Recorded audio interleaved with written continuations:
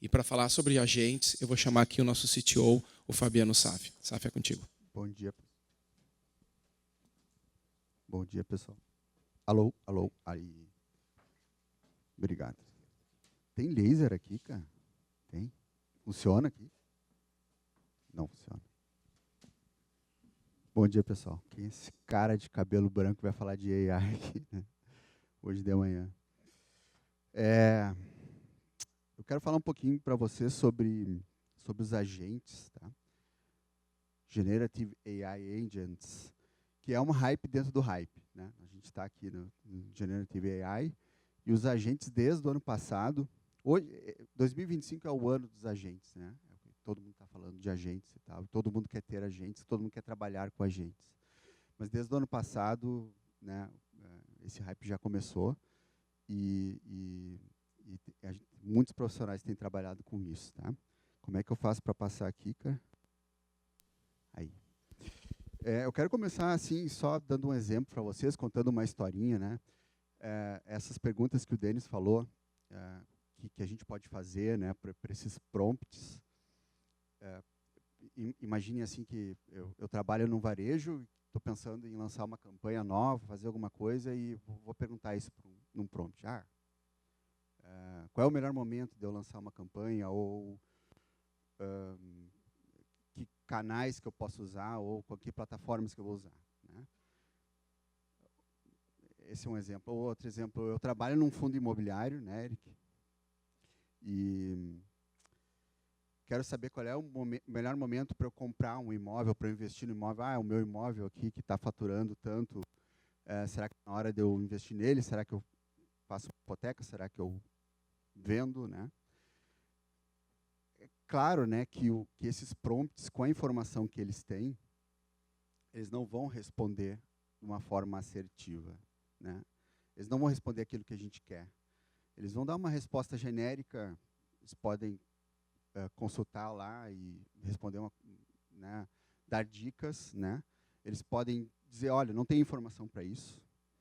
Eles podem fazer perguntas, né? Mas informa tal coisa, uma coisa que não é conveniente, porque a gente vai começar a colocar dados sensíveis no modelo, né, com todos esses riscos que o Denis falou agora há pouco. E eles podem, acho que é o pior cenário, né? Eles podem começar a alucinar, né? Que é aquela coisa assim, que o modelo foi treinado, ele pegou exemplos, né? E ele vai contar uma história que não é real, baseada em fatos reais, que a gente pode entender como verdade. Na verdade, ele está alucinando um pouco, está colocando coisas lá e isso vai nos atrapalhar, não vai fazer com que a gente tome a melhor decisão, né? Se a gente fornecer para o modelo de uma forma estruturada, de uma forma num ambiente seguro, com compliance, os nossos dados, a resposta vai ser mais completa, vai ser mais assertiva, vai ser correta, né? E essa é um dos motivos principais pelos quais todo mundo começou a falar de agentes, né? Os agentes são convenientes. Os agentes nos ajudam a interagir com o modelo de uma forma tranquila, de uma forma em que a gente está num ambiente onde a gente sabe que o modelo vai nos responder de uma forma mais assertiva, tá? É importante a gente saber e a gente conhecer, na hora que a gente está usando uma AI generativa, que os modelos eles foram treinados com, sei lá, milhões, bilhões de documentos, tem muito conhecimento ali dentro, mas esse conhecimento é limitado, de várias formas, né? O modelo, por exemplo, a última versão aí do modelo mais comum foi treinado até o final do ano passado, né? É a versão que a gente está usando. Não tem coisas novas, né, nessa versão que a gente está usando agora. Então, o modelo tem um limite de data, né? Ele não está com informação. Fabiano, mas se eu perguntar alguma coisa, alguma notícia, ele vai me responder. Bom, mas aí já é alguma coisa que foi desenvolvida em cima do treinamento do modelo, né? Que o próprio modelo chama, busca na internet, compila e nos traz, né? Não necessariamente isso é um agente, mas já é uma coisa que foi feita em cima do modelo, né? Mas, principalmente, os modelos não têm os nossos dados sensíveis, as nossas informações, os nossos documentos, né? O nosso processo, O modelo não sabe quais são os nossos números do ano passado, né? Como é que o modelo vai poder responder se um relatório, né, sobre se eu devo ou não vender um imóvel, se ele não sabe qual é o imóvel, se ele não sabe qual é o valor do imóvel, onde é que ele fica, né? Então, né, os agentes nos ajudam nisso, tá? Então, o que são esses agentes, né? Pô, agentes são sistemas, são softwares que a gente pode desenvolver e que a gente já desenvolve, que funcionam junto com os modelos. Eles fazem um meio de campo entre o usuário, entre nós, né? E vocês estão me ouvindo bem? Tá? É que o retorno é difícil aqui. Eles fazem esse meio de campo entre o modelo e nós. Eles, assim, são serviços que a gente faz, né? A principal característica dos agentes é que eles são autônomos. O que é essa palavra autônomo, né? Não é automático, né? Não é alguma coisa que a gente vai dizer lá, ó, faz isso, faz isso, faz isso, faz isso, né? Que a gente vai desenvolver uma receita de bolo, né? Que se usa, primeiro faz tal coisa, depois faz tal coisa, depois faz tal coisa. Não. Quem está no comando, neste caso específico, porque o Denis falou o contrário antes, né? O Denis falou assim, nós temos que estar no comando da AI. De uma forma geral, sim, é isso mesmo, a gente tem que estar conduzindo, né, aquilo que a gente quer extrair de valor da AI. Mas no caso dos agentes, a gente dá uma liberdade para o modelo, né, e o modelo vai fazer com que os agentes sejam autônomos. Então, vejam que o agente, usando, nesse caso, a cabeça é o modelo, né? Usando o modelo, que é o cérebro, vai fazer com que os agentes tomem decisões por nós. E decisões específicas, decisões pontuais, né? Eu acho que o próximo vai falar um pouquinho disso. O que os agentes fazem, então, né? Um agente que segue as melhores práticas e tal. Primeiro, ele vai planejar os passos, usando o modelo para isso. O modelo que eu falo é o ChatGPT, é o modelo LLM, esses que a gente está acostumado, só que a gente chama eles por baixo do capô, né? A comunicação com o usuário é feita por meio do agente. O agente vai receber a pergunta, vai receber aquilo que o usuário está falando ali e vai chamar o modelo embaixo do capô, chamando a API do modelo, né? Então, a primeira coisa que ele vai fazer é planejar os passos, né? E ele vai dividir aquele problema. Então, a gente vai poder começar a perguntar, né, para o nosso agente perguntas mais complexas. E essas perguntas vão ser divididas em passos e o agente vai disponibilizar para o modelo ferramentas, né? E essas ferramentas vão, então, poder fazer aquilo que a gente quiser fazer, né? O céu é o limite, literalmente, né? Então, a gente pode possibilitar para que o modelo faça buscas em dados, para que o modelo execute cálculos, para que o modelo chame outros modelos, para que o modelo chame machine learning, para que o modelo calcule valores futuros. A gente pode fazer com que o agente gere código para executar um outro sistema, ou para buscar dados num banco de dados estruturado, ou para chamar uma outra API, né? Então, dá para fazer qualquer coisa com agentes, né? Onde o nosso modelo principal vai planejar e aqueles passos vão ser executados. Claro que a gente faz isso com muito cuidado. A gente cria agentes onde tem um outro agente verificando se está tudo certo, né? E isso é feito com guardrails, né? Dentro de um ambiente controlado, com todos os cuidados necessários, né? Em geral, os agentes, eles, para responder uma pergunta, né, ou para fazer alguma coisa, ou para agir, né, os agentes utilizam memória, né, e essa memória pode ser, se a gente começa, né, de várias formas, de vários formatos, e utilizam o conhecimento do modelo e utilizam os dados, os nossos dados que a gente vai estar mostrando dentro desse ambiente controlado para responder as perguntas, tá? Lá no fim, em geral, os agentes validam isso tudo que está acontecendo e preparam uma resposta final, que é o que o usuário vai receber. É bem divertido, tá, pessoal? Aqui eu coloquei essa imagem, tá? Eu peguei da documentação da AWS, que é só para ilustrar um pouco. Depois o Bernardo e o Gil vão falar de modelos que a gente criou, de designs de solução que a gente criou para alguns clientes. Mas aqui é só para ilustrar ali. Vocês podem ver ali que a gente tem um cliente que tá se relacionando ali, né? Está perguntando para um agente que é um restaurante, que está dando suporte para um restaurante. E aí esse agente pode fazer várias coisas, né? Aqui essa parte de baixo que ele está consultando dados do restaurante, né? Do menu do restaurante, para ele fornecer informações para os clientes, né? E ali na parte de cima ele está reservando as mesas, né? Reservando e guardando essa informação na memória. Tá? Então pensem que isso aqui é só um exemplo super operacional, né? De coisas que a gente pode fazer com agentes, onde o cliente do restaurante ele não vai estar só perguntando alguma coisa sobre comida tailandesa. Ele pode fazer isso, e o modelo vai responder, mas ele vai estar recebendo informação também daquele restaurante, daquele menu, que pode ser atualizada automaticamente, e ele pode ir consultar a agenda do restaurante, reservar e fazer tudo isso de forma automática, sem nenhum envolvimento, sem precisar telefonar para o restaurante, sem precisar fazer isso, né, alguma pessoa fornecer essas informações. Tá? E aqui, que tipo de passos esses agentes podem executar? Tá? Então, rapidão aqui. No caso da pergunta que eu falei sobre fundo imobiliário,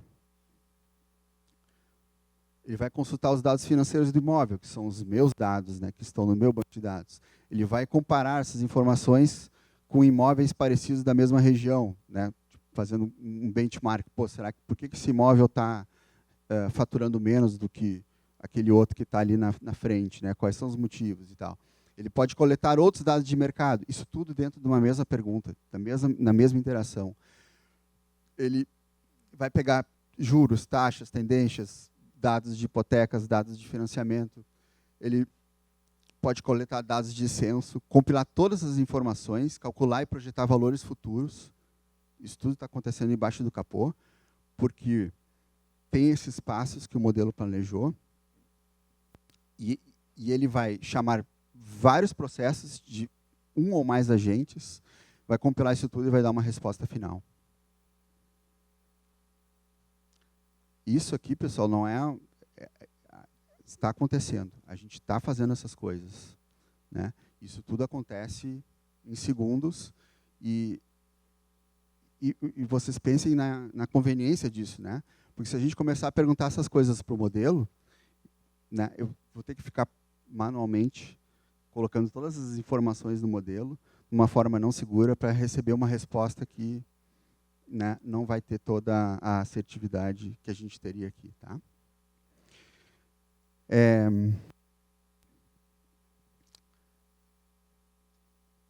Eu estou o tempo todo falando de agentes, né? O Gil vai falar de outros agentes, outros exemplos que a gente já fez para clientes. Mas eu quero aqui, eu já estou chegando no final, tá? Eu gostaria de falar para vocês de um tipo de agente específico que a hype dele está começando agora. Né? Nós já estamos num segundo momento dos agentes, mas eu chego lá. Né? Vamos pensar assim, a gente pode ter agentes operacionais. Né? Pensa, qualquer organização tem processos operacionais, tem processos táticos e estratégicos. Né? E a gente pode criar agentes para qualquer um desses tipos de processo. Não vou citar exemplos aqui de novo, porque o Denis já falou, e o pessoal aqui vai falar daqui a pouco, mas, agentes operacionais. A gente pode ter agentes para validar documento, para fazer uma reserva no restaurante, para catalogar vídeos de reportagens. Né? A gente fez isso para um cliente. Né? Os chatbots em geral e tal. A gente pode ter agentes táticos, né? Que vai me ajudar a, por exemplo, planejar metas de vendas, a trabalhar com times, a planejar o que nós vamos fazer no mês que vem, né? Etc. mas a gente pode ter também agentes estratégicos, né? E agentes que deem apoio a processos de inteligência estratégica. E isso daqui a pouco vai ficar muito mais evidente, é um hype que está começando, e a gente percebe que, claro que setores de inteligência de organizações já estão usando Generative AI, né, e AI nos seus processos, mas são poucos os agentes que foram criados para isso, né? E a gente entende que é uma oportunidade para todos nós aqui de começar a trabalhar com isso também, de modo que os agentes vão nos ajudar a coletar informação, analisar essa informação, interpretar a informação, né, e fornecer para os tomadores de decisão possíveis insights. É claro que quem vai decidir vai analisar tudo aquilo, né, vai compilar, mas vai receber essa informação toda mastigada, toda compilada, vai receber alertas, né, vai facilitar muito a decisão, a tomada de decisão de longo prazo, tá?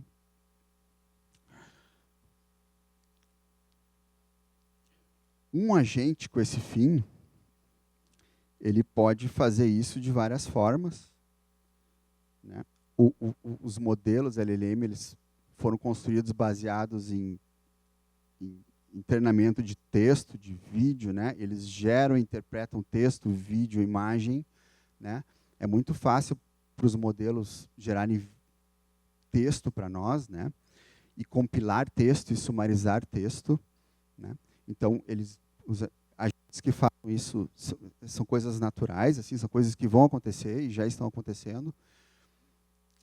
Mas uma outra forma que os agentes podem nos ajudar nisso é interpretar dados. E dados estruturados. Esses mesmos dados que a gente tem nos nossos RPs, no nosso RM, que nós temos, né, que a gente visualiza em dashboards, que a gente pode analisar e tal, esses mesmos dados são fontes de informação para a inteligência estratégica, claro, né, porque a gente tem que ver o que está acontecendo na nossa empresa e comparar com o mercado, etc. Mas esses tipos de agentes, eles podem nos ajudar muito nisso. E nos ajudar a interpretar esses dados e comparar esses dados. E projetar esses dados e analisar cenários usando esses dados, né? Isso é um desafio, porque justamente os modelos foram feitos muito para tratar informação não estruturada, né? Texto e tal. Mas a gente pode fazer isso, né? A gente pode fazer isso de várias formas, né? Nosso time aqui já tá bem acostumado a fazer isso. A gente tem que criar uma camada semântica, a gente precisa descrever os dados e explicar para o modelo tudo que tem ali, para que o modelo entenda bem, né? E o agente vai fazer isso para nós, né? Mas isso tem muito valor, né? Imagina que, para esse fundo imobiliário, a gente pode simplesmente perguntar, faça um relatório sobre esse imóvel X, explicando, faça uma análise sobre o último balancete desse imóvel. Se perguntar isso, o agente vai lá, vai buscar todas as informações sobre esse imóvel, vai usar o modelo como apoio para gerar esse relatório. E ele gera o relatório em alguns segundos, né? Então tem muito valor. E imaginem que esse agente ele pode chamar outros modelos de machine learning que vão pegar esses valores e vão analisar cenários, e vão fazer regressão, fazer toda aquela matemática para pensar lá na frente, né, para projetar, analisar a tendência, etc.